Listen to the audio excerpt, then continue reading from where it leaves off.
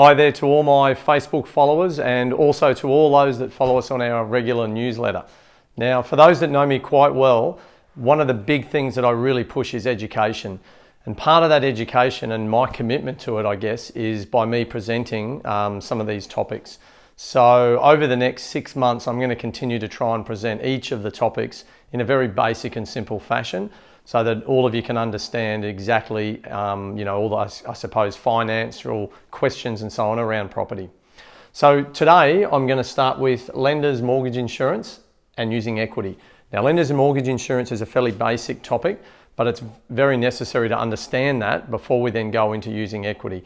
And what I mean by using equity is that we can actually then grow a portfolio off some equity that we have, whether that be an investment or whether that be your own home that you can access equity from to then expand your portfolio. Okay, so let's get stuck into it. Mortgage insurance. Now, what I'm going to assume here, as you can see, I've got a $500,000 home value. Now, mortgage insurance is not payable if you borrow less than 80% of the debt level. So in this case here, if we were to borrow $400,000 on our $500,000 value, no mortgage insurance is going to be payable. But if we borrow anything above $400,000, then we are going to be liable for mortgage insurance. Now, mortgage insurance is a one-off payment. It's not a recurring payment, and it can be tax deductible as well, depending whether you're buying an investment or buying your own home. But I won't go into detail about all of that at the moment, other than to say that basically you just need to understand that if you go over 80%, you're going to put yourself in mortgage insurance territory. So what I want to have a talk to you about as part of the mortgage insurance is how we access equity based on the mortgage insurance formula that I just mentioned.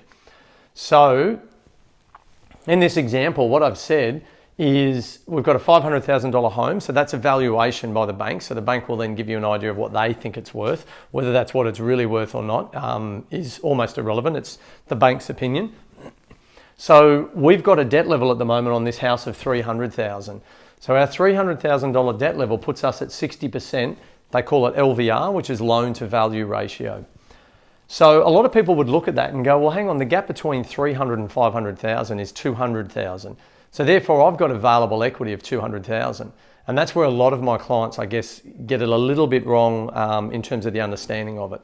So what then happens is you go, well, okay, well, I can't really access the full 200 because you've got to remember, with our mortgage insurance formula we can't actually borrow more than 80% without paying mortgage insurance. So really, we've only got available $100,000 against this home without mortgage insurance because we only want to go to 80%, which is about here.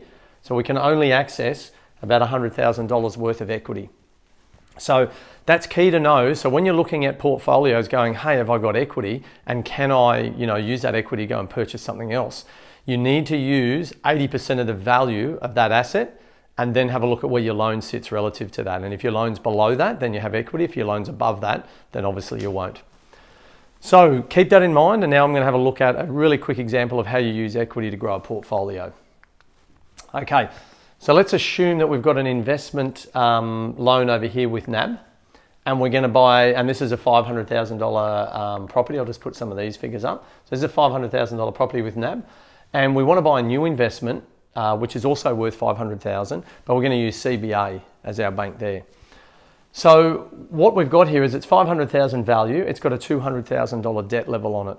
So what we then think, based on what I just explained before, we can go, well, we've actually got not $300,000 worth of equity, but we've got $200,000 because we can borrow up to 80%, which is a line about here. So we've got $200,000 of equity that's available in that property that we can access. Now what we do is we go to NAB, who's holding the security of this property, and we say to them, hey, we want to borrow an extra $100,000. Now, NAB will have no problem with that as long as your servicing is okay. So they'll do some servicing, criteria or questions around that. If servicing's fine, then they're more than happy because they have the security of this property to lend you the extra 100. So what happens is and I would create a separate loan number for that extra $100,000 as well. Don't add it into the current loan that you have. Most banks won't anyway, but just make sure you don't.